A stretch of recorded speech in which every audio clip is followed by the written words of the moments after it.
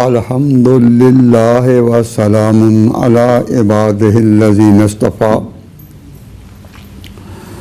खुसूसन अला सय्यिदिर रसूल व खातमिल अंबिया व अला आलिहिल अत्क़िया व अस्हाबिल अस्फ़िया अम्मा बादु फ़अऊज़ु बिल्लाहि मिनश्शैतानिर रजीम बिस्मिल्लाहिर रहमानिर रहीम इन्नल्लाह यअमुरुकुम अन तुअद्दुल अमानाति इला अहलिहा व इज़ा हकमतुम बैनन नासि अन तहकुमू बिल अदल सदक़ल्लाहु मौलाना अज़ीम। अल्लाह तबारक व तआला ने इस दीन को जिस पर हम हैं, जिसका नाम दीन इस्लाम है, दीन फितरत बनाया है और इस दुनिया के मामलात अल्लाह ताला ने इस तरह चाहे हैं कि फितरत के उसूलों के मुताबिक हो।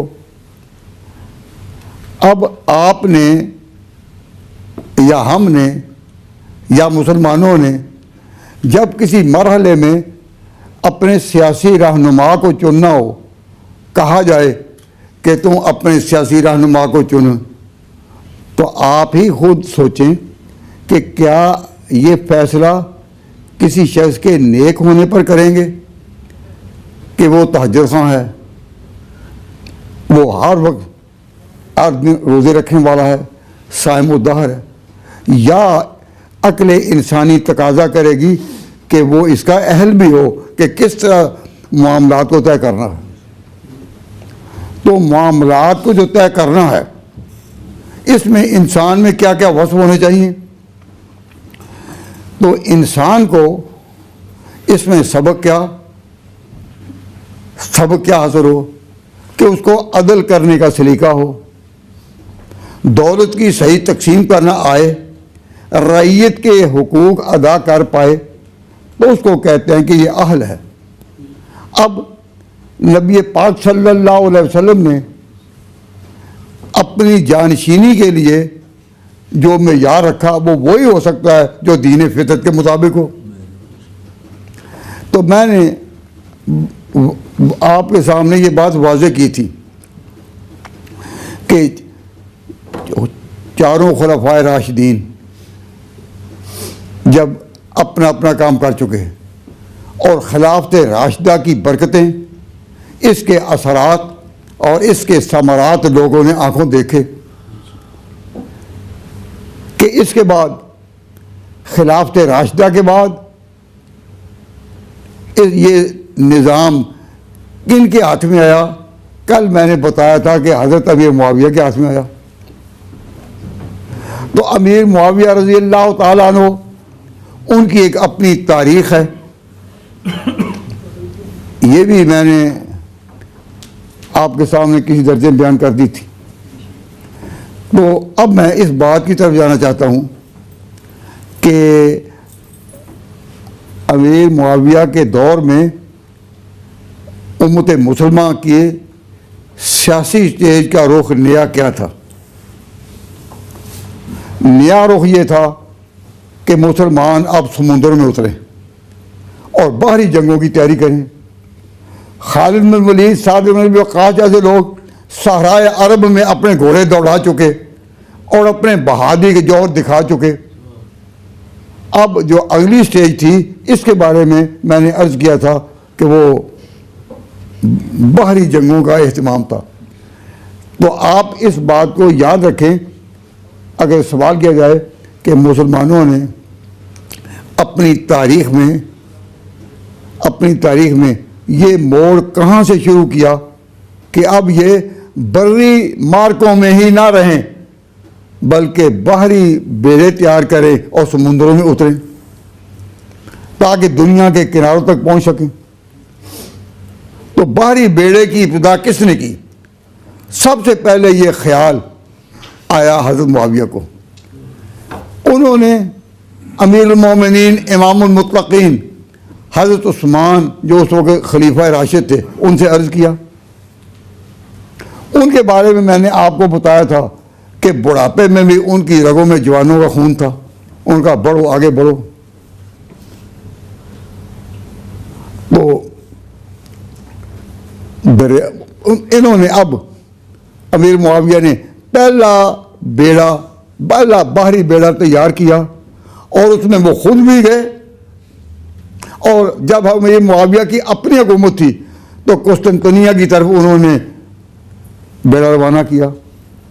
अब जब हज़रत अमीर मुआविया रज़ी अल्लाह ताला अन्हु ने बाहरी जंग का आगाज़ किया तो मैंने आपको बताया था ये सिर्फ उनकी अपनी ही उफ्ताद तबा ना थी, उनका अपनी तबीयत का ये तकाजा नहीं था, बल्कि हजूर का ख्वाब जो मैंने कल बयान किया याद होगा ना, तो उसमें उस ख्वाब से पता चलता है कि हज़रत मुआविया के इक़दामात को और उनके आगे बढ़ने को, उनकी एडवांसमेंट को हजूर अपनी और इस्लाम के एडवांसमेंट समझ रहे थे, वरना वो ख्वाब उम्मे मिल्हान वाला ना होता।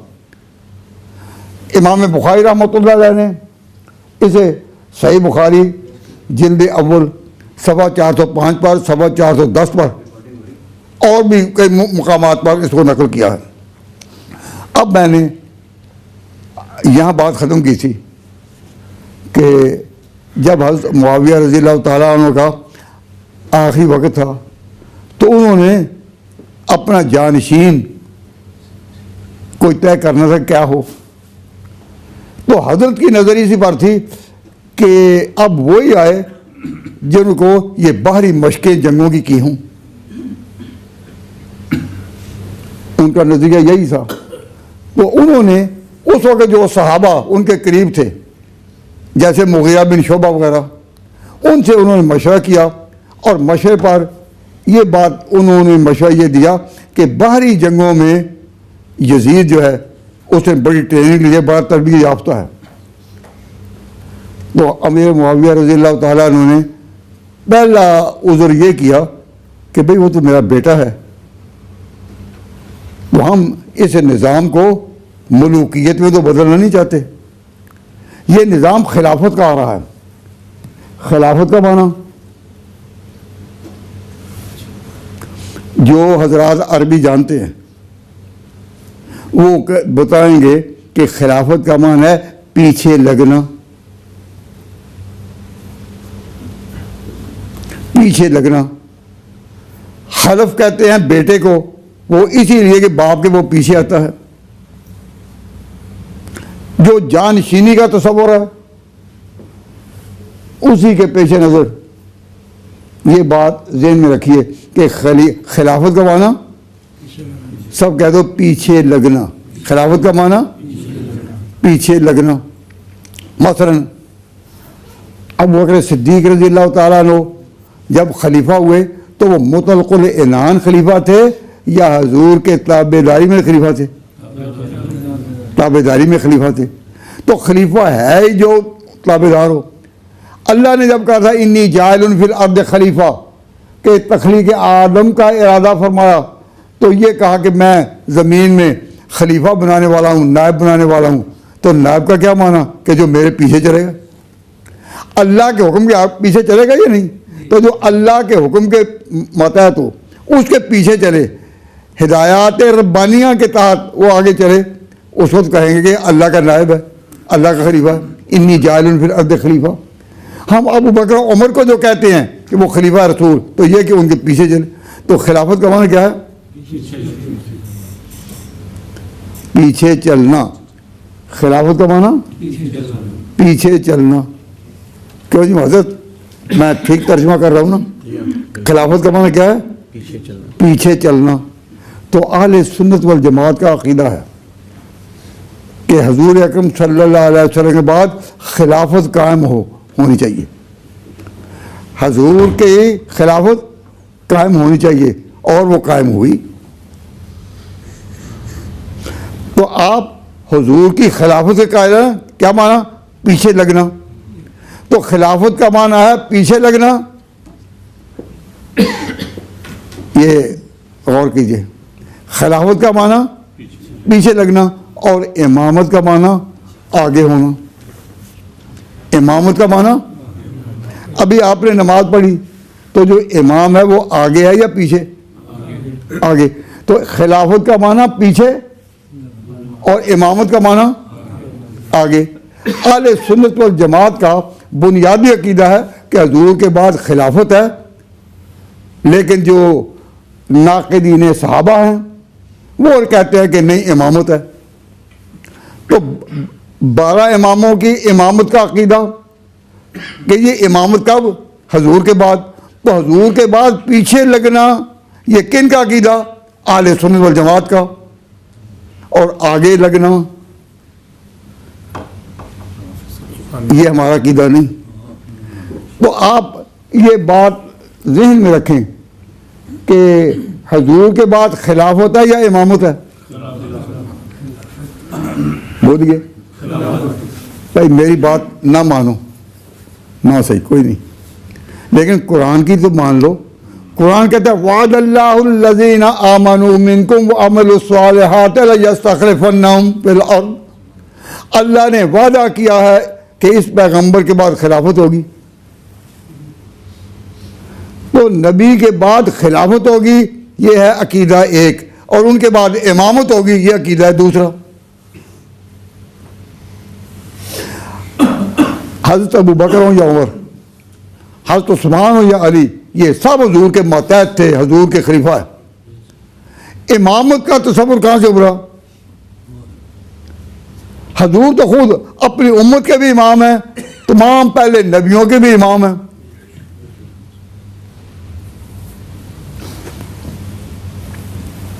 ये बात समझ में आ गई ना?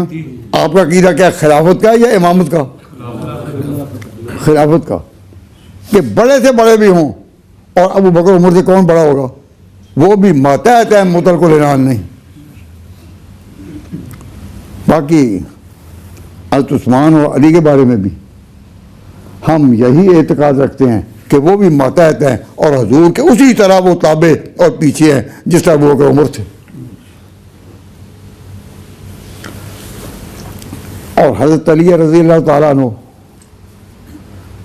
की तो ये मकाम है कि उन्होंने अपने, जब वो खलीफा बने उस वक़्त भी अपने आप को चौथा खलीफा कहा है, उन्होंने अव्वल खलीफा होने का ऐलान नहीं किया। ये गलत बात है जो लोग कहते हैं कि जी हज़रत अली जब खलीफा हुए तो वो खलीफा बिल फसल है। भाई जिसके बारे में कहते हैं वो खुद तो अपने आप को बिला फसल कहते नहीं। बिला फसल का माना ये कि फासला कोई ना हो। तो हज़रत अली और हुजूर के दरमियान कितने खलीफों का फासला था? 3 का। और उस्मान और हुजूर के दरमियान कितने खलीफों का फासला है? 2 का। और हज़रत उमर में और हुजूर में कितने खलीफों का फासला है? 1 का। और अबू बकर और हुजूर में कोई फासला नहीं, वो बिला फसल खलीफा हुए। तो बात यह है कि हज़रत अली मुर्तज़ा की हुकूमत खिलाफत तकरीबन 4.5 साल रही। तो 4.5 साल उनका अपना दावा, उनका अपना मौक़िफ़ अपने बारे में क्या था कि मैं चौथा हूँ। तारीख से कोई ऐसी कभी शहादत नहीं मिलती कि उन्होंने अपने आप को पहला कहा हो। एक वाक़या याद आ गया दरमियान में, उसको तो समझने की कोशिश करें कि तरावी का निज़ाम क्या है? तरावी का निज़ाम यह है कि ये पूरा महीना जमात के साथ पढ़ी जाए। भाई यही है ना? तरावी का निज़ाम क्या है कि पूरा महीना 29 का या 30 का जो भी हो, ये जमात के साथ मस्जिद में पढ़ जाए। यही है ना? ये निज़ाम कब से कायम हुआ? हुजूर सल्लल्लाहु अलैहि वसल्लम के वक्त में पूरा महीना तरावी की जमात मस्जिद में नहीं हुई। हजूर ने सिर्फ 3 रात नमाज पढ़ाई और फिर हजूर को ख्याल आया, इज्तिहाद, कि इतनी पाबंदी से जो हम पढ़ रहे हैं तो कहीं ये नमाज फ़र्ज ही ना हो जाए। लोगों के लिए तो 5 पढ़नी मुश्किल होगी, फिर ये तरावी पढ़ेंगे। अब तक तरावी फ़र्ज नहीं। तो हजूर ने मस्जिद में एक जमात छोड़ दी उसकी करानी, ताकि मेरे इश्तियाक में, इस शौक़ में, रमज़ान की शौक़ इबादत में जब मुसलमान आएँ और मस्जिद भर जाए तो अल्लाह को भी ये अदा इतनी पसंद आ जाएगी कि कहीं फ़र्ज होने का हुक्म ही ना दे दे। तो रहमतुल आलमीन की शफ़क़त चमकी। रहमतुल आलमीन ने अब वो निकले नहीं घर से, वो घर में पढ़ते रहे, सहाबा भी कुछ घर में पढ़ते रहे, कुछ मस्जिद में अपने अपने तौर पर पढ़ते रहे, लेकिन वो जो पूरा महीना शौकत थी वो आप बताएं, तारीख से वाकिफ हैं कि पूरा महीना मस्जिद एक ही जमात के साथ, कि पूरा रमज़ान जमात हो, ये मस्जिद की ये आबोताब और ये चमको रौनक कब हुई? कह दो कुछ तो कहिए कि लोग कहते हैं आज गालिब गज़ल सराहना हुआ।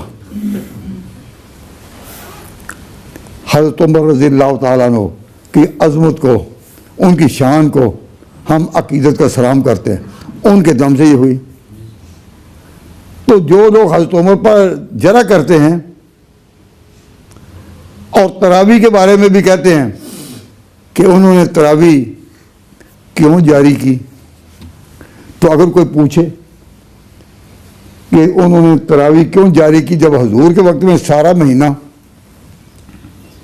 तरावी जमात में नहीं पढ़ी गई, तो उन्होंने क्यों जारी की, तो आप इसका जवाब ना दें। बाज़ औक़ात जवाब नहीं दिया जाता, सवाल पर सवाल किया जाता है। जब मैं कहा करता हूँ तालिब इल्मों को कि जब कोई तुमसे सवाल करे कि हज़रत उमर ने सारा महीना तरावी जो है जमात के साथ मस्जिद में हो, ये क्यों जारी की, ये सवाल है, तो उल्टा सवाल करो कि हमारा सवाल यह है कि अली जब खलीफा हुए राशिद, उन्होंने क्यों बंद न की। वो पूछेंगे कि उन्होंने जारी क्यों की, तो हम कहते हैं तुम बताओ कि जब अली खलीफा हुए और वो खलीफा थे, ये तीनों खुलफा, वो तो जन्नत की ठंडी नींद सो रहे थे। उस वक्त पूरे आलम इस्लाम में और पूरे सतह खिलाफत में हज़रत अली से ऊंचा कोई नहीं था, तो हज़रत अली ने बंद क्यों ना की। सवाल मेरा ठीक है या नहीं? इस बात के पीछे ना पड़ो कि उन्होंने जारी क्यों की, सवाल यह है कि उन्होंने बंद क्यों ना की। हर सवाल का जवाब नहीं दिया जाता, बल्कि उल्टा। इसको पंजाबी में क्या मालूम क्या कहते हैं? जो लोग पंजाबी हैं वो इसको बात समझते, दूसरे इन कहने नहले थे दहला, नहले थे दहला, कोई नहले की गल करे दहला मारो। हज़रत अली ने वो हज़रत उमर ने क्यों जारी की, हज़रत उमर ने क्यों बंद ना की, ये सवाल खुद हज़रत अली के दौर में भी उठा। हज़रत अली को ऐसे लोगों ने जो साथी किस्म के थे ये कहा भाई आप ये बंद कर दें।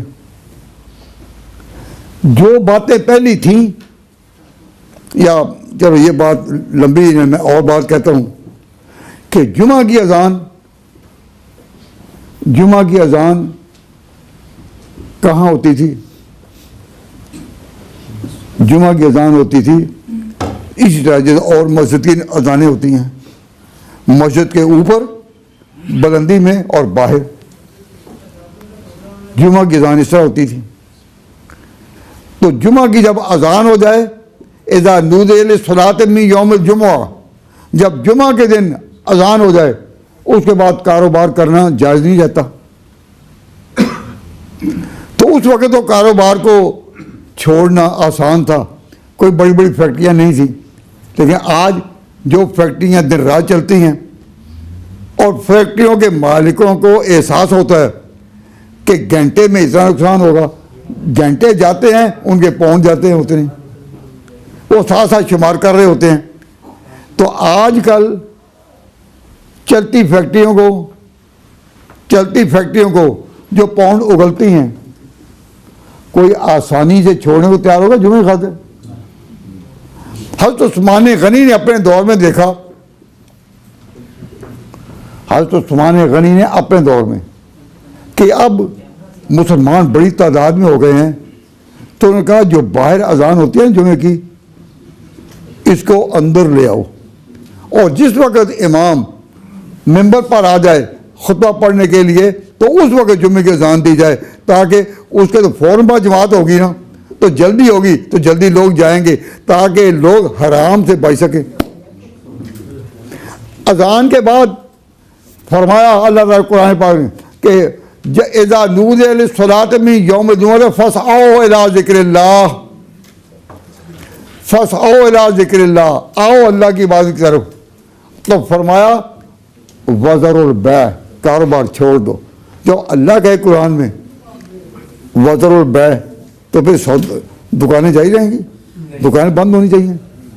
तो उस्मान गनी का ज़हन कहाँ पहुँचा कि अब उम्मत की कसरत हो गई है, कारोबार की ज़रूरत है, लोगों के कारोबार बंद करने के वो हक में नहीं। तो उन्होंने ये कहा कि फिर अजान पहले हो ही ना हो, उस वक्त जब इमाम आ जाए यहाँ। इस पर सवाल उभरता था कि लोगों को मालूम किस तरह हो कि यहाँ जुमे की नमाज होती है, वो तो जुमे की नमाज से पहले ही ऐलान हो ना। तो फरमाया सहाबा के मशवरे से कि वो एक और अजान दे दो। तो जुमा की अजानें अब तक कितनी हो रही हैं? कितनी होती हैं? आपकी मस्जिद में दो ही। अब ये कब से शुरू है? सबको हज़रत उस्मान ने सारे सहाबा के साथ मिलकर, जिस तरह हज़रत उमर ने जो तरावी को शक्ल दी कि सारा महीना, इस पर सब सहाबा का इत्तेफाक, एक ने भी इख्तिलाफ नहीं किया। उस्मान गनी ने कहा जुमा की अजानें दो। क्या कहा मैंने? ये नहीं मैं अजान दो, वो दो नहीं, जुमा की अजानें दो। तो जो असल है, जो पहले थी, वो बाहर से अंदर लाई गई और बाहर की सदा लगाई गई, ताकि लोगों को पता हो कि इस मस्जिद में अजान होती है, नमाज होती है, जुमा होता है। क्यों? इसलिए कि जुमा होता है शहरों में, हर मस्जिद में नहीं होता, बड़ी मस्जिद में होता है, क्योंकि जुमा की शान है जमीयत। जुमा का माना इकट्ठे, जमा। इनफरादी नमाजें जमात के साथ भी हों तो छोटी छोटी मस्जिद में हो सकती हैं, पर जुमा की शान यह है कि ये एक शान के साथ हो। तो हज़रत उस्मान गनी ने कितनी अजानें कर दी? दो। किसी एक सहाबी का भी इख्तिलाफ मनकूल नहीं है। मुसलमानों की बड़ी कसरत हो गई पर इख्तिलाफ किसी का नहीं। तो हज़रत अली मुर्तज़ा जब खलीफा हुए तो उनको बाज़ मुफस्सिदीन ने कहा कि ये जो तरावी का निज़ाम है पूरा महीने का, हज़रत उमर का, ये क्यों? अगर यही रहे तो लोग तो समझेंगे हजूर को, यानी किसको? हज़रत अली को, कि ये चौथे खलीफा उन्हीं के साथ। तो अगर ये छोड़ दें, हटा दें, तो फिर कहा जाएगा कि अब ये खलीफा है बिला फसल है, कि वाकई अपने फैसले करते हैं, पहलों के ताबे नहीं है, पहलों के ताबे नहीं है, खिलाफत नहीं, इमामत है।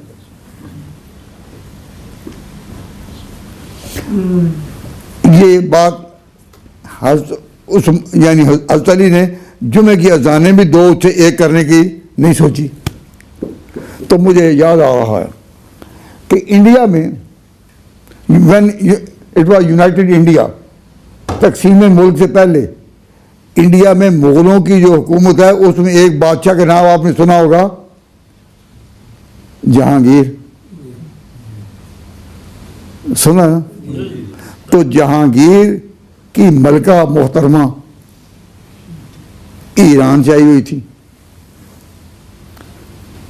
उसने जहांगीर को कहा कि हिंदुस्तान में बड़े उलमा हैं, तो हमारे अकीदे का भी कोई आलिम ईरान से मंगा लो। तो उस ज़माने में भी यही था कि बीवी की बात रद्द करना बड़ा मुश्किल होता था। तो जहांगीर ने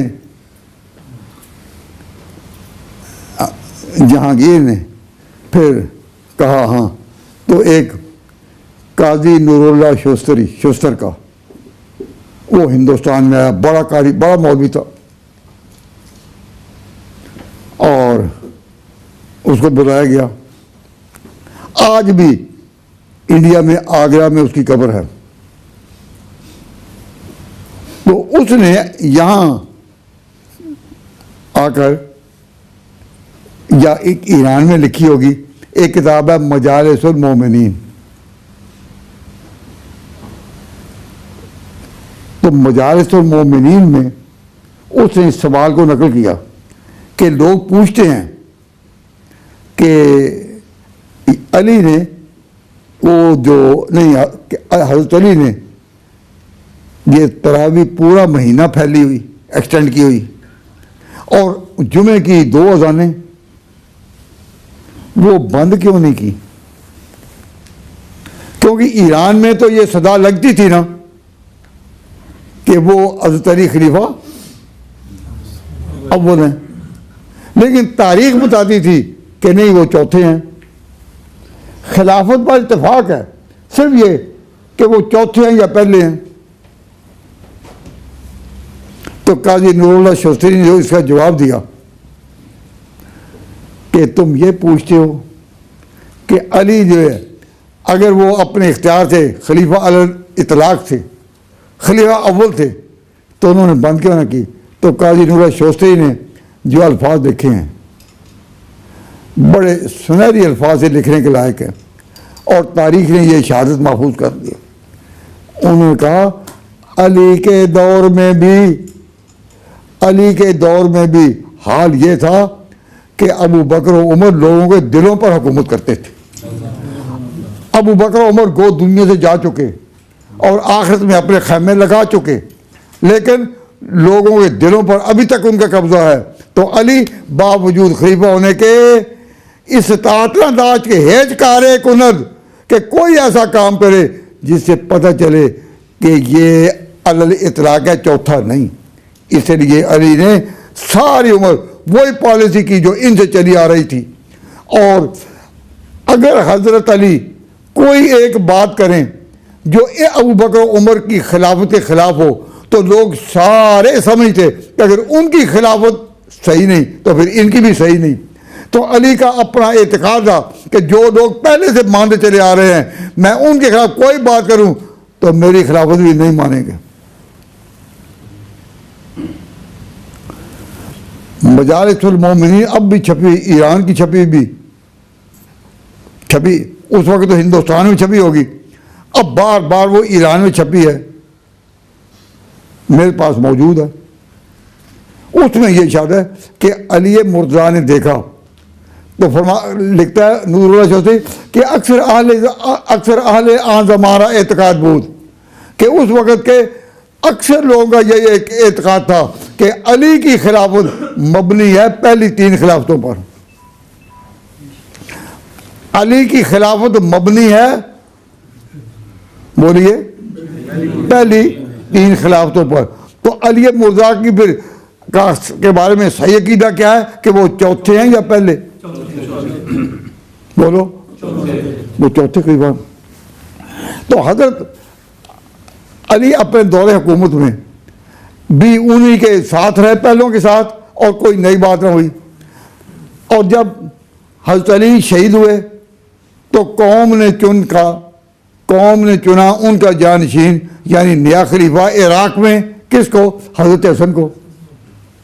हज़रत हसन ने मुसलमानों को फिर से एक करने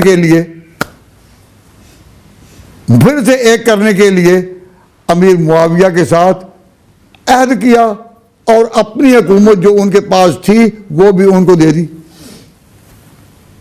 अमीर मुआविया को, और शर्त ये लगाई कि ये मुआहदा जो हसन बिन अली बिन अबी तालिब और मुआविया बिन अबी सुफियान के साथ हो रहा है, किस तरह कि वो अपनी खिलाफत, अपनी ममलकत, अपनी हुकूमत, अपनी सल्तनत सुपुर्द करे अमीर मुआविया के,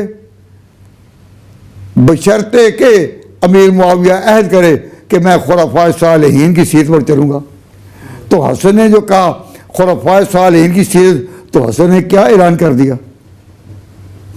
इन्होंने भी राशिदीन के बारे में वही रवायत इख्तियार की, पहले खलीफों को मानने के लिए उन्होंने वही राह इख्तियार की जो अली ने की थी। तो हसन किसके पीछे? कहो अली के पीछे। अली ने जब अपना को चौथा समझा तो हसन का क्या अकीदा होगा? वो भी यही कि चौथे हैं। और जब हुकूमत अमीर मुआविया दे दी, अमीर मुआविया 20 साल हुक्मरान रहे, 20 साल। और उस वक्त हज़रत हसन और हुसैन दोनों जो इराक में रहते थे, क्यों? उनके बाप का ज़्यादा वक्त वहीं गुजरा था और वहीं वो बड़े हुए। जब हुकूमत अमीर मुआविया को दे दी, जब हुकूमत उन्होंने अमीर मुआविया को दे दी, तो दोनों भाई जो थे इन्होंने रिहाइश तर्क की, इराक की रिहाइश तर्क की और फिर अपने नाना के शहर मदीना में आ गए, क्योंकि जो सुकून और जो राहत मदीना थी वो तो और कहीं नहीं थी। तो इन दोनों का यहाँ आना वो किस लिए था? वो इसलिए था कि अलल ऐलान हिस्सी तौर पर यह चीज़ आश्कार हो जाए कि मुआविया को हुकूमत जो हमने दी है वो दिल से दी है, इत्मीनान से दी है, सुकून से दी है, किसी मजबूरी के तहत नहीं। और फिर जो लोग मेरे वालिद को इराक में तंग करने वाले थे उनसे जान छुड़ाकर हम यहाँ आ गए हैं। अब हज़रत हसन ने जब इनको हुकूमत दे दी तो मुसलमान फिर एक हो गए। ये बात मुनाफिकीन के लिए बर्दाश्त करनी बड़ी मुश्किल थी कि हज़रत हसन शहीद हो गए, किसी ने उनको जहर दे दिया। तो मुफसदीन ने ये बात फैलाई कि ये इनको जहर दिलवाया है अमीर मुआविया ने।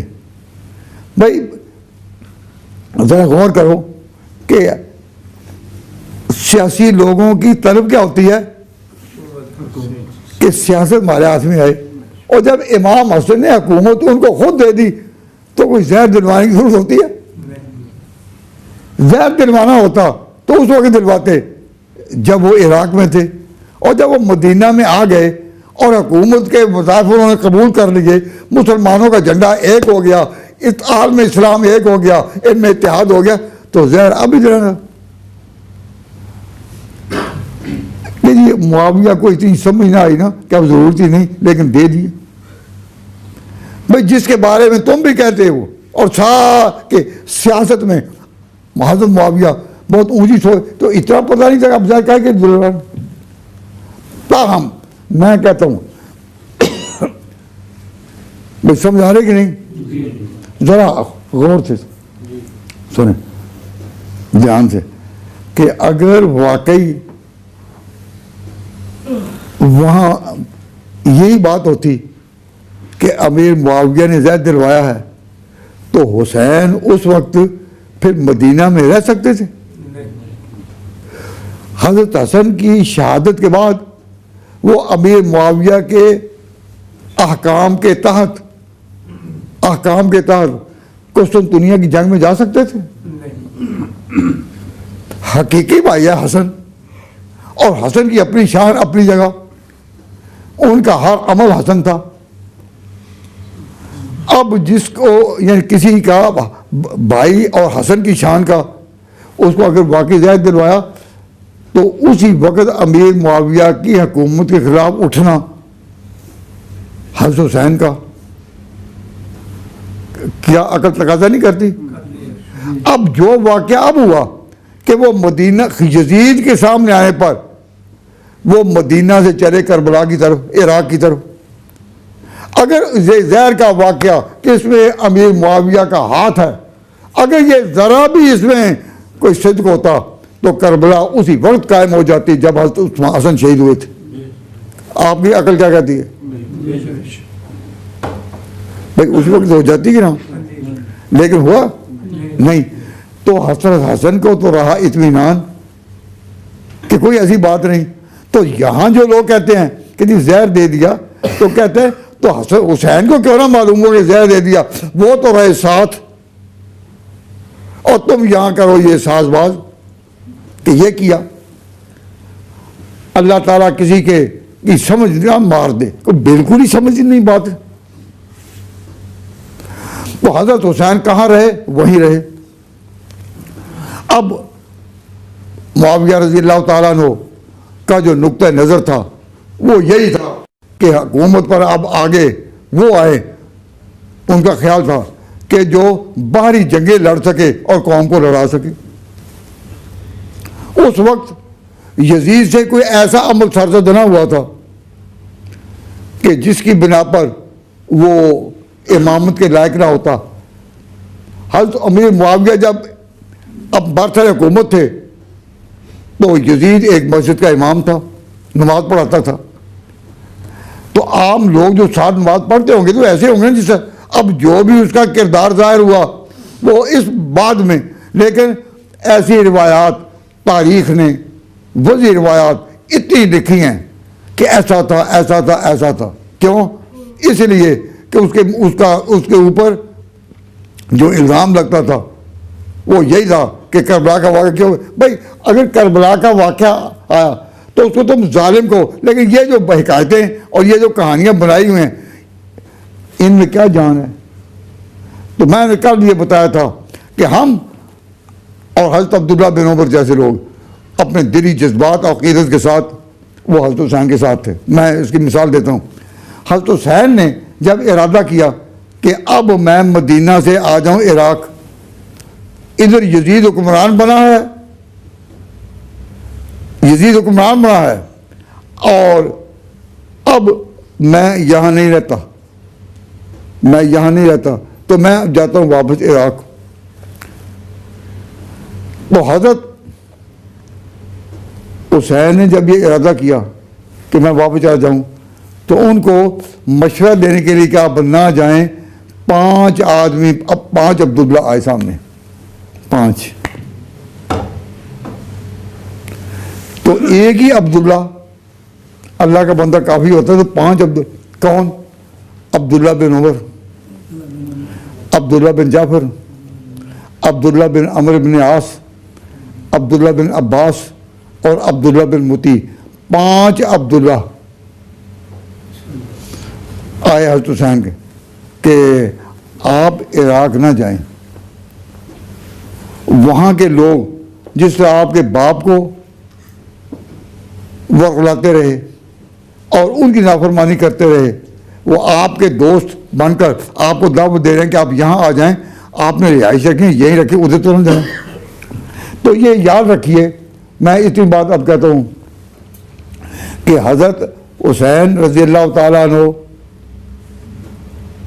भाई आप मेरे साथ ताउन करें कि जो मैं पकड़ा सोचने के लिए, तो जो जवाब मेरे मुंह मैं कहना चाहता हूँ वो खुद आपकी ज़ुबानों से निकले। सवाल करूँ, जवाब दें। अगर आपका जवाब कुछ आ जाए तो फिर मैं आगे थोड़ी बात कह दूँगा, और ना आए तो दुआ करूँगा। और मौलाना लंदन से तशरीफ़ लाए हैं, इनसे करूँगा कि वो अपने कुछ अक़ीदतमंदाना ख़यालात का इज़हार कर दें मुख्तसर सा, क्योंकि पता है कि ये वीकेंड तो नहीं, वीक डेज़ हैं, तो स्कूलों पर भी बच्चों ने जाना है, ज़्यादा देर आपको उन्होंने जाना है और हमने आपको जगाना है। नहीं, हम कहते हैं कि हम जल्दी फारिग करें। तो अब मैं क्या बात कह रहा था, एक सवाल आपसे करता हूँ, लेकिन बिल्कुल होशियारी से इसका जवाब देना है।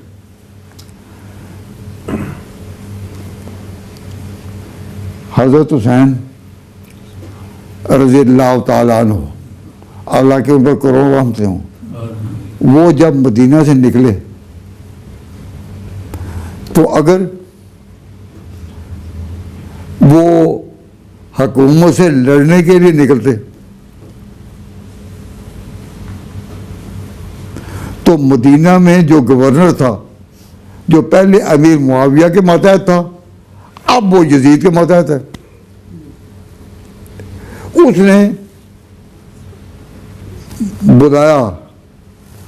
उसने बुलाया उन लोगों को जो बड़े सहाबा की औलाद थे, हज़रत अबू बकर की, हज़रत उमर की, हज़रत उस्मान की, अली की, बड़े बड़े लोगों की जो औलाद थे, उनको बुलाया कि अमीरुल मोमिनीन हज़रत मुआविया का तो इंतकाल हो चुका है ना।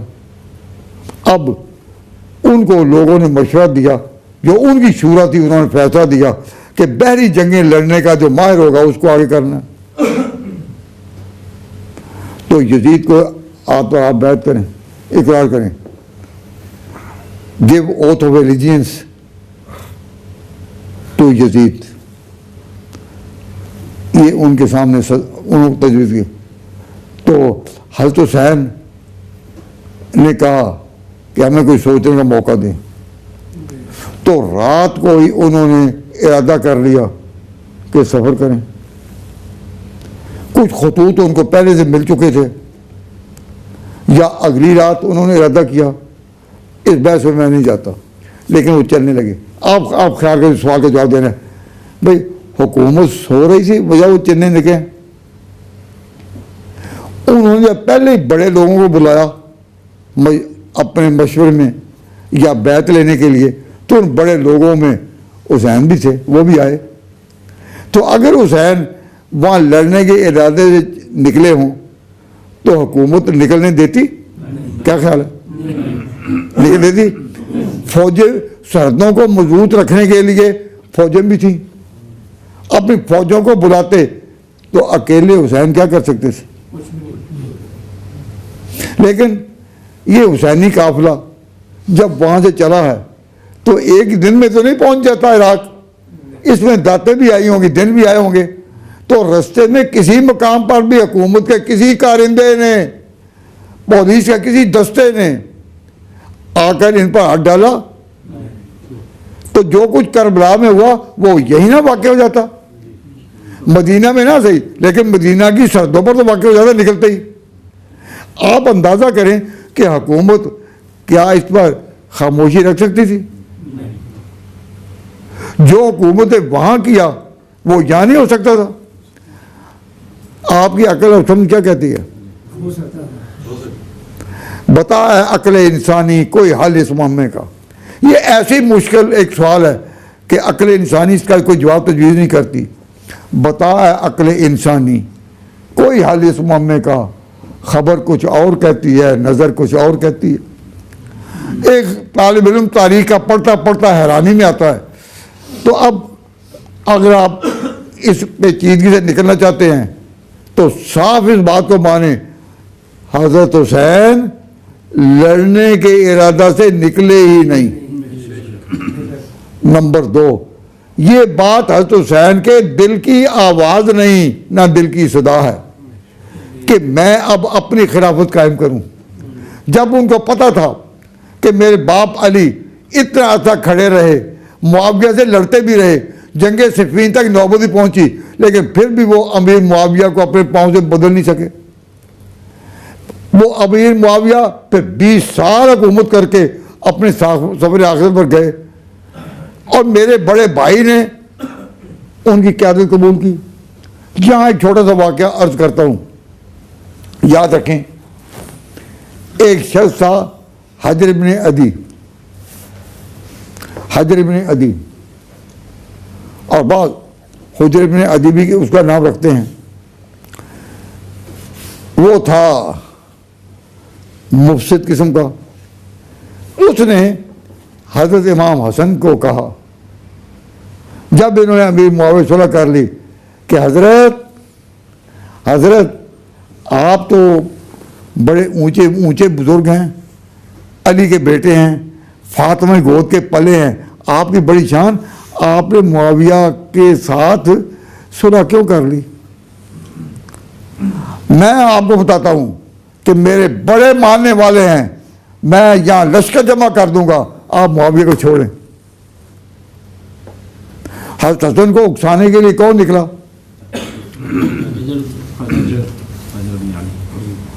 हजर इब्न अदी। तो हज़रत हसन ने कहा, बड़ा आदमी थे, कि मैं कोई ऐसी बात नहीं पाता कि मैंने जो मुआविया को माना है, अब मैं अपने अहद से पीछे हटूं, मैं मुआदा तोड़कर पीछे हूं, इसके लिए मेरे पास कोई ग्राउंड नहीं, मैं तो आज बात नहीं मान सकता। फिर वो हजर इब्न अदी वो गया हज़रत हुसैन के पास कि आपके भाई तो नरमी दिखा रहे हैं, लेकिन आप तो बड़े बहादुर हैं, हम आपके पीछे खड़े होने को तैयार हैं, हसन को छोड़ो, आप आगे बढ़ें, हम आपके पीछे हैं, लेकिन मुआविया के इत्तेहाद से निकलो। हज़रत हुसैन ने भी जवाब दिया कि भाई कोई ऐसी बात नहीं, हमने जिन क्षेत्रों में सुलह की थी हमारी बातें मानी गई, हम अब किस तरह निकलें? तो इसकी इत्तला कहीं मिल गई हज़रत मुआविया को भी। तो हज़रत मुआविया ने फिर सीधा हाथ डाला हजर इब्न अदी पर और उसको कत्ल करवा दिया। तो मुफसिदीन पर उनका हाथ आया। मैं सवाल जो आपसे कर रहा हूं वो ये कि आप ये बताएं कि जब हज़रत अली निकले, तो अगर वो निकले होते हुकूमत कायम करने के लिए, अपनी खिलाफत के लिए, कि मैं इराक जाकर अपनी हुकूमत कायम करूँगा, तो फिर हुकूमत में निकलने देती? नंबर 2, जब कोई लड़ने के लिए आए तो उसके लिए फितरी तकाज़ा क्या है बताओ? जब कोई लड़ने के लिए निकले तो इंसान, ये फितर है ना, फिर इंसान आवाज़ देता है, आओ भाई आओ, मेरे आओ, निकलो। साथियों को निकालता है या नहीं? नहीं, साथियों को निकालते हैं। एक गश्ती करना हो तो उसके लिए दोस्तों को साथ देना पड़ता है और साथियों की तलाश होती है। मैं सीरत नबूवत पेश करते हुए कहता हूँ, हज़रत ईसा जब निकले तो किस शान से निकले? हज़रत ईसा बिन मरियम जब निकले तो कहा, मन अंसारी अल्लाह, मैं अल्लाह की राह में निकल रहा हूँ, आओ मेरे मदद करो। मन अंसारी अल्लाह, कौन है जो मेरी मदद करेंगे अल्लाह की राह में? ये आवाज़ किसने दी? अच्छा, काल हवारियून नहनु अंसारुल्लाह आमन्ना बिल्लाह वशहद बिअन्ना मुस्लिमून। तो हज़रत ईसा के वारियों ने कहा, हम आपके साथ हैं। तो हज़रत ईसा ने आवाज़ दी और वो साथ निकले ना। और आवाज़ देना किसके ज़िम्मे? जो आगे क़यादत करे। हजूर जब आए, ईसा की बात अपनी जगह, हजूर जब आए तो अल्लाह ने कहा, ऐ मेरे पैगम्बर हर्रिदिल मोमिनीन अलल क़िताल, आपने जब काफिरों से लड़ना है तो लोगों को साथ रहेगा। हर्रिदिल मोमिनीन अलल क़िताल, मोमिनीन को आवाज़ दे, तरगीब दिलाए कि आओ लड़ने के लिए। तो अल्लाह ताला ईसा बिन मरियम से कहलवाएं कि आओ मेरी मदद करो। हजूर को कहा अल्लाह ने कुरान में, आप लोगों को आवाज़ दें, हर्रिदिल मोमिनीन अलल क़िताल। तो सुन्नत यही है, अल्लाह ताला का हुक्म यही है कि जब लड़ने के लिए निकलो तो साथियों को आवाज़ दो। हज़रत मौलाना इस्माइल शहीद जब वस्ते हिंद से निकले, सूबा सरहद के करीब मानसरा में सिखों से लड़ने के लिए, तो रास्ते में आवाज़ देते जाते, हम आ रहे जा रहे, और रास्ते में क्या जाते, फिर लोगों काफिलों के काफिले साथ लगे गए। तो बालाकोट के मुकाम पर जो लोग गए वो फौजें पहले परवरदा नहीं थी, ये रास्ते में आवाज़ देते गए, हम आ रहे हैं आ रहे हैं। तो अगर इस्माइल के आवाज़ पर लोगों के काफिले रास्ते में चलते गए, तो जब फातिमा का बेटा आवाज़ रास्ते में देता तो क्या देहात की आबादियाँ, इर्द-ओ-गिर्द की आबादियाँ उनके साथ ना उठती? और जब वो इराक पहुँचते तो वो इतनी फौजें ना होती जितनी के हुकूमत के पास थी। लेकिन हज़ारों इंसान लाखों होते कि ना। आज का दौर है, हजूर से बाद कितने साल होगा, 1500 साल का अरसा हो रहा है। मैं कहता हूँ आज भी खुदा के नाम की आवाज़ देकर कोई शब्द निकले, क्या हम निकलते हैं। तो इस गए गुजरे दौर में जब बदअमली की इंतहा है, आज भी अगर कोई आवाज़ दे तो हज़ारों लोग उठ खड़े होते हैं। दावत के काम पर जब लोग इकट्ठे हों तो कितने कितने बड़े इज्तिमात होते हैं, इंसान देखकर हैरान रह जाता है। तो आज भी अगर ये खुदा के नाम की आवाज़ में इतनी तासीर है, तो अगर फातिमा के बेटा उस वक्त आवाज़ देता तो उसके साथ कितना हजूम होता, और उनके मुकाबले में यजीद की हकीकत ही क्या थी। उसकी हकीकत सिवाय इसके कि बड़े बाप का बेटा था, एक बड़ी अजीम हस्ती और शख्सियत का बेटा था, इसके सिवा उसमें क्या था। अगर हुसैन आवाज़ देते तो आपका दिल क्या कहता है, भाई कुछ तो कहो ना।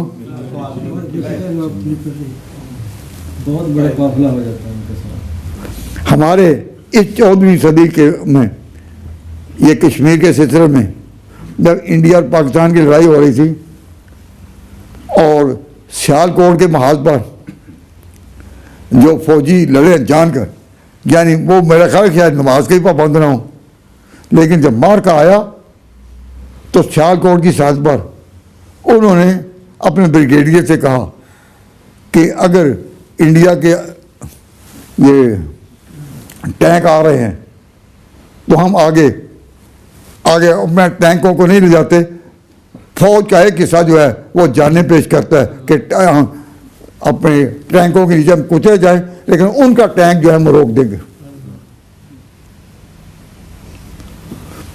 फौज की तारीख ने ये शहादत याद रखी है। मुझे याद है कि उस वक्त मैंने किसी अखबार में पढ़ा था कि सियालकोट के शहदा तुम्हारे खून की कसम, सियालकोट के शहदा तुम्हारे खून की कसम, जलाई तुमने दवा में हयात की किंदील, तुम्हारे जज्बा ईमान ने कर दिया साबुत कि तजार में बाकी अभी हैं इस्माइल। इस्माइल के नाम लेने वाले कुर्बानियों की याद लेकर आते हैं। सियाल के शहदा तुम्हारे खून की कसम, जलाई तुमने हयात दवाम की किंदील, तुम्हारे जज्बा ईमान ने कर दिया साबित कि इस दयार में बाकी अभी हैं इस्माइल। तुम्हारे अज़्म ने तुझे तुम्हारे अज़्म ने पावा में कुफर तोड़ दिया, जिलाब बना के सामने टैंकों की छातियों की फसील। अगर 14वीं सदी में यह जज्बा मौजूद है गुनहगार मुसलमानों में कि जिनके और हजूर के दरमियान 1500 साल का फातह हो चुका, तो हुसैनी काफिले के साथ क्या वहाँ कोई ना उठता।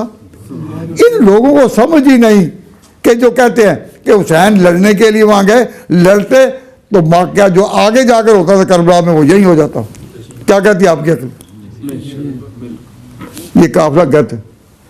अब सुनिए, हुजूर सल्लल्लाहु अलैहि वसल्लम की ये सुन्नत चली आ रही है, राशिदीन की सुन्नत चली आ रही है, सहाबा का सुन्नत चली आ रही है कि जंग में निकलो तो खुद औरतों और बच्चों को साथ न ले जाओ। अब भी जो फौजी लड़ते हैं उनके बच्चे बीवियां पीछे गांव में हों, लेकिन साथ कभी हुकूमत जाने देती है।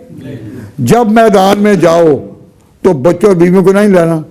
हुसैन जब जा रहे थे तो उनकी बहन ज़ैनब उनके साथ थी या नहीं, उनकी बीवी साथ थी या नहीं, छोटे बच्चे अली असगर जैसे साथ थे या नहीं। हुसैनी काफिला जब जा रहा था उसमें कोई भी और बाहर से कोई भी उनके साथ था। जब कोई भी नहीं था तो मालूम हुआ कि वो लड़ने के लिए जा ही नहीं रहे थे। रास्ते में उनको तरद्दुद हुआ कि हमें जिन्होंने रोका है 5 अब्दुल्ला और दूसरा सरद ने, तो उनकी बात में कुछ मज़ीद तस्दीक हो जाए, तो आपने अपने कज़न मुस्लिम बिन अकील को आगे भेज दिया कि तुम जाकर पहले देखो कि इराक़ का हाल क्या है। और उन लोगों ने उस सूबे ने यजीद को कबूल कर लिया या नहीं। क्यों, मैंने कल बताया था कि जिस वक्त हुसैन रवाना हुए हैं उस वक्त फ़िक़्ह के तौर पर, फ़िक़्ही तौर पर, कानूनी तौर पर पोजीशन क्या थी, that was the interim period. Between the two rulers. ये उस वक्त इसको कहते हैं अबूरी दौर, इंटरिम पीरियड था, कि जब तक सारे सूबों की बैत ना हो। सूबों में शाम था, मिस्र था, मुख्तलिफ इलाके थे, तो उन सब से, ये हिजाज था, इराक था, इन सब की बैत अपनी जगह होनी थी ना। तो जब तक बैत सब की ना हो उस वक्त तक खिलाफत कायम नहीं होती। जब अबू बकर सिद्दीक़ रज़ियल्लाहु तआला अन्हु खलीफा चुनेंगे सकीफा बनी साइदा में, तो अब ये नहीं कि खलीफा उन्होंने चुन लिया है, नहीं, फिर आप आए मस्जिद नबवी में और तमाम मुहाजिरीन ने बैत की। मालूम हुआ कि एक है बैत में प्रपोजल, जब मंजूरी हो जाए तो प्रपोजल हो गया, लेकिन उसके बाद अमली तौर पर बैत करनी पड़ती है। तो उनकी बैत हुई। तो यजीद की उस वक्त तक एस्टेब्लिश्ड गवर्नमेंट नहीं थी, और एस्टेब्लिश गवर्नमेंट के खिलाफ निकलना ये एक मसला है, और कानूनी तौर पर यह बगावत होती है। हुक्मरान चुनने में तो आप किसी की मुखालफत करें, लेकिन जब गवर्नमेंट एस्टेब्लिश हो जाए तो एस्टेब्लिश होने के बाद उसको तोड़ना ये जायज़ नहीं। हुजूर ने फरमाया एक ऐसा वक्त आएगा कि तुम में ऐसे हुक्मरान होंगे कि कुछ बातें उनमें इस्लाम की होंगी, कुछ इस्लाम की नहीं होंगी। कोई जी कहाँ की? तो यहाँ तक फरमाया कि युमीतून सलातन वक्त आ, कि नमाजें भी वक्त पर नहीं पढ़ेंगे। तो जब ऐसे हुक्मरान हो कि वो नमाजें भी वक्त पर ना पढ़ें, तो इससे बड़ी कोई बुराई है कि हो हाकिम और नमाज भी ना पढ़े। कि वो युमीतून सलातन वक्त आ, कि वो हुक्मरान वक्त पर नमाजें नहीं पढ़ेंगे, और कुछ बात नाम उनका मुसलमानों वाला, कुछ बातें इस्लाम में कुछ नहीं होंगी। तो हुजूर ने फरमाया कि इन बातों को जो नापसंद करे, मन करे या फ़कत सलेमा, वो बच गया। जब ऐसी बातें हों, और लेकिन मन रज़िया व ताबा, जो ऐसे हाकिमों से राज़ी हो जाए और उनकी पैरवी करे। आगे अरब उसलूब के मुताबिक जवाब नहीं दिया, क्योंकि अरबों का उसलूब है कि वो हालात बता देते हैं, नतीजा नहीं। तो मुहद्दिसीन कहते हैं कि इसका नतीजा यूँ है फ़कत हलाका, कि मन रज़िया व ताबा फ़कत हलाका, मन करिया फ़कत सलेमा। तो फिर वलाकिन मन रज़िया व ताबा। तो जब ये हजूर बात कर रहे थे तो एक ने पूछा अफला नुकातिलुम या रसूल अल्लाह, क्या हम इनसे फिर लड़े ना, सड़कों पर ना आए, मुकाबले में ना आ जाए? पर ला ला मा सल्लाओ, जब तक नमाज़ें पढ़ते रहें नहीं निकलना। एस्टेब्लिश गवर्नमेंट के मुकाबले में तो निकलना, यानी ये फसाद करना, इसमें खून रेजी तो होगी और सच्चाई का झंडा नहीं चमकेगा। तो यूं ही खून रेजी करना और दहशत गर्दी करना, इसमें बेगुनाहों का खून कितना जाता है। तो हुजूर ने कहा लामा, पहले तो फरमा था कि ऐसे हुक्मरान होंगी सतकून अलैकुम अइम्मतुन तारिफूना मिन्हुम व तुनकिरून, लेकिन जब कहा मैं हम इनके ना निकले, इससे एक मसला है जो इस्लामी कानून की किताबों में फ़ुक़हा ने लिखा है कि हाकिम मुसलमान अगर आ जाए इक़्तिदार पर और गवर्नमेंट एस्टेब्लिश हो जाए, तो फिस्क से, तो इन्नल इमाम ला यनअज़ल अनिल फिस्क के किताबों में लिखा है कि फिस्क से वो सल्तनत से नहीं निकलता तो कुफर से। जब कुफर पर आ जाए, अपना अकीदा ही बदल ले कि मैं हजूर को आखिरी नबी नहीं मानता, तो इस्लाम से निकल गया। तो किताबों में लिखा है कि खलीफा ला यनअज़ल, वो बिल फिस्क की वजह से वो निकलता नहीं है। अब यजीद कुछ भी हो, गुनहगार से गुनहगार, गलतकार से गलतकार, पर था तो मुसलमान ना। अब हज़रत हुसैन से जब पूछा गया मदीना मुनव्वरा में कि आप उसके नाम पर हमारे हाथ पर बैत करें, तो उन्होंने कहा मैं गौर का मौका दे, तो उन्होंने इनकार नहीं किया। क्यों? इंटरिम पीरियड था। लेकिन जब वो जा रहे थे तो मुख्तलिफ सूबों में यजीद की बैत का इकरार हो रहा था। तो हुसैन शरई तौर पर मालूम करना चाहते थे कि क्या इंटरिम पीरियड से निकलकर इनकी हुकूमत जो है वो एस्टेब्लिश गवर्नमेंट के दर्जे में आई है या नहीं। तो जो मौरखीन यहाँ ये बात पेश करते हैं कि हुसैन ने 3 शर्तें पेश की थी वहाँ जब वो करबला के करीब पहुँच गए थे, वो किसी लिए आए हैं ये उनसे पूछा गया। उस वक़्त तक किसी के हाशिए ख्याल में भी ये बात ना थी कि ये लड़ने के लिए आए। लड़ने के लिए कोई इस तरह आता है? भाई लड़ने के लिए कोई इस तरह बीवी को, बहन को, बच्चों को, मासूम बच्चों को, छोटों को ये लेकर आता है? इनमें हज़रत हुसैन के भाई उस्मान भी थे। हज़रत हुसैन के भाई उस्मान भी थे, पता आपको? हज़रत हुसैन के एक भाई का नाम उस्मान भी था। हज़रत अली ने हज़रत फातिमा की वफ़ात के बाद जो नए निकाह किए थे उनमें से उनकी एक बीवी से जो बेटा पैदा हुआ उसका नाम था उस्मान। तो वो हज़रत हुसैन का भाई था ना, अली का जो बेटा हुआ वो माँ और है। वो इस सफ़र में हज़रत हुसैन के साथ था और करबला के शुहदा में सबसे पहला शहीद कौन है? उस्मान, पहला शहीद हुआ। तो ये तो यहाँ आकर हालात का पता चला। लेकिन हज़रत हुसैन ने जब कहा था कि मैं 3 मेरे प्रपोजल हैं, क्या कि मैं इराक़ के लोगों की दावत पर यहाँ आया हूँ कि यहाँ मशवरा करें कि हमने नई हुकूमत को मानना या नहीं। यही जवाब हज़रत हुसैन ने दिया था जो सूबा हिजाज यानी जहाँ मक्का और मदीना है, इसको में यही दिया था मशवरा उन्होंने कि मैं सोचूंगा। तो हज़रत आ रहे थे और ये कि वो गवर्नमेंट इंटरिम है या एस्टेब्लिश, तो जूं आगे बढ़ते गए खबरें आती गईं कि वो सूबा भी मान गया, वो भी मान गया, वो भी मान गया, वो भी मान गया। तो रह जाता है इराक़, सिर्फ इराक़। तो उन्होंने मुहसिन बिन अकील को आगे भेजा कि तुम इराक़ की खबर लाओ।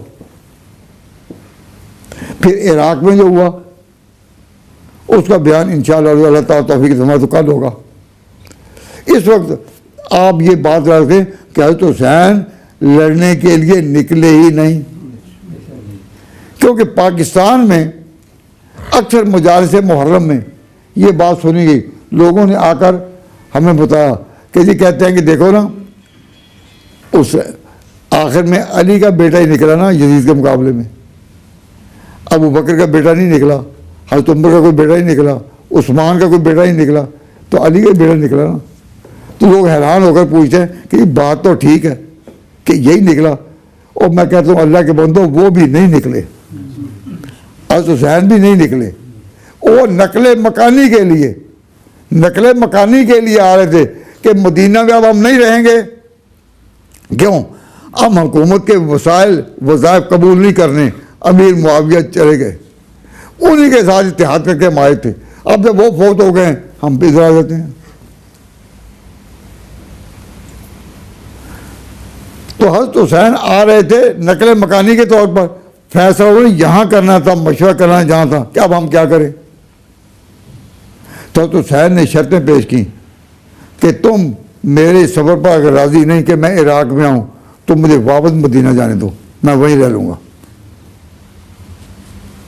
अगर ये शर्त मंजूर नहीं तो मुझे इस्लामी सल्तनत के बॉर्डर पर, इस्लामी सल्तनत के बॉर्डर पर किस जगह रहने दो ताकि वहाँ कोई जिहाद की नौबत आए, जिहाद की जो नौबत आए तो मैं उसके साथ अपना वक्त बस कर। नहीं, तीसरी चीज़ ये है कि यजीद के पास मुझे ले चलो, मैं बराह रास्त बात करता हूँ। उन्होंने 3 शर्तें पेश, तो शर्तें जो लड़ने के लिए निकले वो शर्तें पेश करता है, लेकिन उनका एक ही मुतालबा था कि नहीं, बैत करें यजीद की तो हमारे हाथ पर करें। यजीद के साथ बात करना आसान थी, वो यजीद के पास कोई शर्तें लगाते कि अपनी ज़िंदगी इस तरह करो, इस तरह तुम्हारी मसीरत कायम करो। तो अगर यजीद मान लेता तो फिर ख़ानदानी तौर पर तो कज़न थे ना, क्या सुलह ना हो जाती? क्या ख्याल है? एक दूसरी की बात मानी जा सकती थी, लेकिन ये कहते नहीं। तो हुसैन का इख्तलाफ क्या था? यजीद की बैत से इनकार या यजीदियों की बैत से इनकार? यजीदी कौन है? यजीदी कौन है? जो उसके कारिंदे थे, अब्दुल्ला बिन जियाद, ये सारे जो थे ये थे यजीद या यजीदी। लेकिन यजीदियों के हाथ पर बैत हो तो ये मकाम हुसैन था? इतना बड़ा आदमी जो नबी का निवासा हो, अली का बेटा हो, हसन का भाई हो, फातिमा की गोद का पला हो, तो बड़े आदमी हैं, उन्होंने बड़ों के साथ खुद बात करे। हजरत हसन ने मुआविया से खुद बात की थी। तो यजीद से बात करने का हक भी किसको था? हजरत हुसैन को। लेकिन इन लोगों ने जो यजीद के कारिंदे थे, इन्होंने कहा कि हमारे हाथ में करो, देती रहेगी 10 शहादत हुसैन की, आज़ादी हयात का ये सरमदी उसूल, चढ़ जाए कट के सर तेरा नेज़े की नोक पर, लेकिन यजीदियों की तू बैत न कर कबूल। तो इनकार था यजीदियों की बैत का, मार का था यजीद से। तो हुसैन जो थे अब किस मकाम पर थे? मकाम शुजात तो था ही, अब वो मकाम गैरत पर दाखिल हो गए। मुजाहिदीन को मैदान में ऐसा मौका ही मिलता है कि फिर एक गैरत का मसला बन जाता है। हज़रत हुसैन मकाम गैरत पर आ गए। जब वो कहते हैं मुझे उसके पास ले चलो मैं बात करूं, तो रोकने वाले तुम कौन हो? तो ये बातें तो होंगी, अल्लाह ने मौका दिया तो कल। इस वक्त आप अपने जहन में यही बात रखें कि हज़रत हुसैन लड़ने के लिए नहीं निकले थे। ये मैंने हज़रत हुसैन की बहादुरी को ख्याल अक़ीदत पेश करते हुए एक उन्वान माना, ये करें चार्ट, ये उन्वान है, एक सवाल है और उस पर ऐलान किया क्या कि हज़रत हुसैन ना जंग के लिए निकले, ना आपने उसके लिए किसी को अपने साथ निकल की आवाज़ दी, और ना आपने किसी से अपने जंग पर जाने का इजहार किया। पूरे सफर में हम जंग पर जा रहे हैं, और ना कोई बीवी बच्चों को लेकर जंग पर जाता है।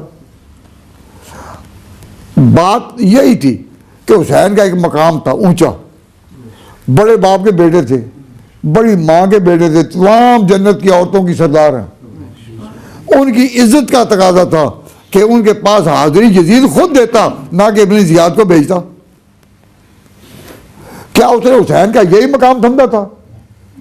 तो मैं ये कहता हूं हज़रत हुसैन के साथ जुल्म हुआ, और यजीद इस दर्जे में कसूरवार कि वो खुद क्यों नहीं आया? खुद क्यों नहीं आया? हर सिचुएशन के लिए मैं इसकी मैंने आज इसको ये तफसील से किया है। और जो जंगे जो हज़रत ज़ुबैर के बारे में है, तो 14 रिश्ते उनके हुए हैं हज़रत ज़ुबैर के हज़रत हुसैन के ख़ानदान, अल-तली के ख़ानदान के साथ 14 रिश्ते, इनकी बेटियां उनके यहाँ, उनकी बेटियां इनके यहाँ। और ये वाक़या करबला के बाद तो मैंने उस पर ये निशान लगाकर, लकीरें लगाकर उसको ये किया। और हज़रत हुसैन के 3 सफ़रों में एक सफ़र वो है जो खिलाफत राशिदा का नहीं, अमीर मुआविया के दौर का है। अमीर मुआविया जब हुक्मरान थे और हसन हुसैन दोनों इनको मान चुके थे, और हज़रत हसन जो थे वो शहीद भी हो चुके थे, हज़रत हुसैन अकेले थे। उस वक्त 49 में ये हज़रत मुआविया के दौर में एक सफ़र है। तो मदीना मुनव्वरा है, इसमें 3 लाइनें हैं। 3 सफ़र हज़रत हुसैन के, 2 किए उस्मान के दौर में, हुसैन ने सफ़र जहाद 2, और 1 किया मुआविया के दौर में। तो अगर हज़रत हुसैन हज़रत उस्मान के दौर में जहाद में निकलते हैं तो उन्होंने उस्मान की खिलाफत कबूल की या नहीं? भाई हज़रत उस्मान को अमीरुल मोमिनीन माना या नहीं? वरना उनके दौर में क्यों निकले? और फिर एक दफ़ा निकले हज़रत उस्मान के दौर में तो दोनों भाई थे इकट्ठे, हसन हुसैन। लेकिन मुआविया के दौर में सिर्फ हुसैन, क्योंकि वो शहीद हो चुके थे, वो निकले और वो सफ़र है उनका ये। तो अगर आप वाक़यात को पढ़ें, वाक़यात को पढ़ें तो वाक़यात याद रहते हैं, नज़रियात को पढ़ें वो भूल जाते हैं कि वो नज़रियात क्या है, वो अकली चीज़ें हैं, अकल में समझ इसलिए चाहिए, लेकिन जो वाक़यात हैं उनके समझ नहीं। तो मैं कहता हूँ साथियों, आप जरा वाक़यात को समझने की कोशिश करें तो ये हज़रत हुसैन इब्न अली के 3 सफ़े जिहाद हैं। 2 कब हुए? हज़रत उस्मान के दौर में, एक हुआ मुआविया के दौर में। तो हज़रत हुसैन ने जो आवाज़ लगाई, इसमें जो 5 अब्दुल्ला नामी लोग थे उनके नाम हमने इसमें दिए हुए कि कौन कौन से जिन्होंने रोका। तो मशवरा देने वाले कौन होते हैं? जो अपने सिंपैथाइजर हों, वही होते हैं ना। तो मालूम हुआ कि ये 5 हज़रत हुसैन के साथ थे, तभी तो मशवरा दे रहे थे। अब्दुल्ला बिन अब्बास, अब्दुल्ला बिन उमर, अब्दुल्ला बिन अमर बिन आस, अब्दुल्ला बिन मुती, तो ये सारे इन्हीं के साथ हैं।